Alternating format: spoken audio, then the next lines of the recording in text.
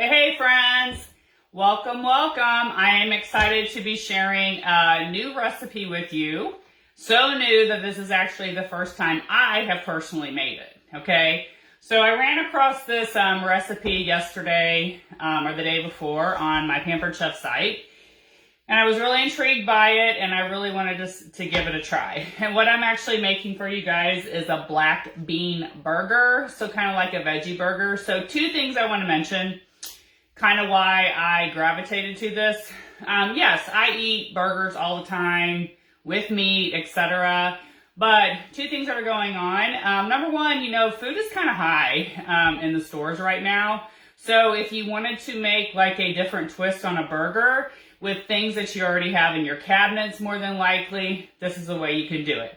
The second thing is my son-in-law actually has a stomach situation where he cannot eat hooved meat like, beef, pork, steak, things of that nature. He can eat chicken and turkey, but I thought, if I try this and let them have a sample of it, if they like it, it's just another way that they can have a burger in their family without doing just turkey burgers all the time, right? Okay, so getting started. I've done a little bit of prep ahead of time. This is just actually 7 ingredients to work up the mixture to go ahead and make your patties. What I have in here that I've already processed is 1 can of black beans, drained and rinsed. And black beans are great for protein and fiber. 1 egg, okay? And then I did 6 scoops of our Super Veggie Enrichables. And if you're not familiar with our Enrichables, they're a great way to get those nutrients into recipes you already make to get that boost.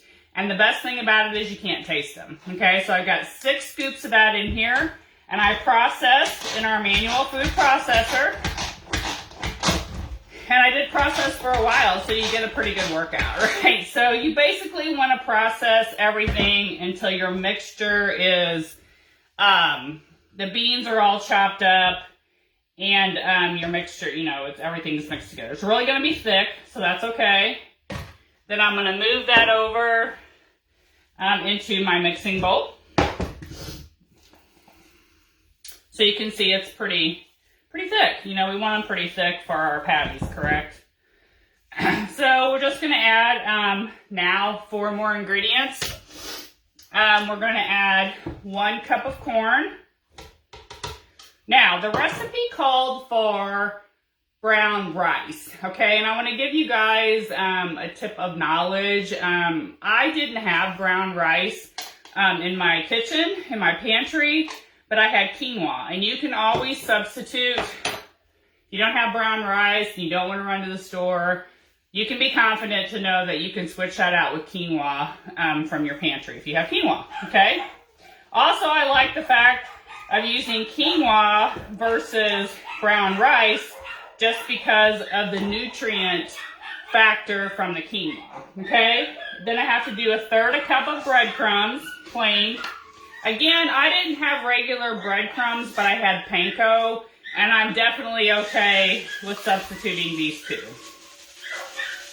I think it's a, 1/3 cup of breadcrumbs.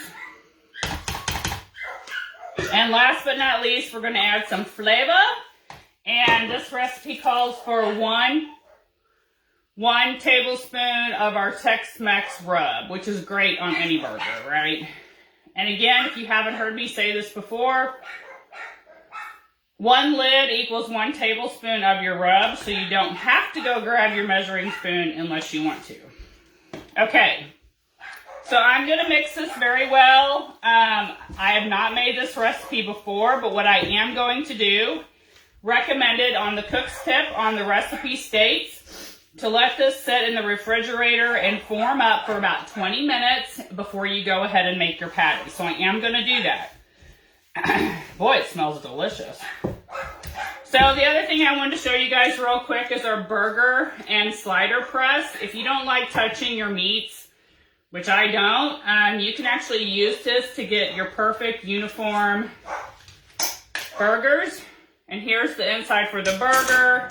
It even has the dimple in there, and you can go down and press it like so, and then pop out your patty. You definitely want to spray this with your oil before you put your mixture in here. Now, if you want sliders, just put the insert in here like so, and use the smaller end, and you can go down and you make your sliders, then pop them out. And then this part is silicone, so it's flexible, okay? When I go to make my little lunch patty, I'm going to use the new stainless steel 8-inch skillet. Isn't it so cute? Just came out with our new spring line to add to our stainless steel collection. All right, I will post pictures of my results in the comments and the recipe in there too, you guys, but I really can't wait to try this out as an option for burgers in my household. Anyway, let me know what you guys think, and I'll talk to you soon. Thanks much.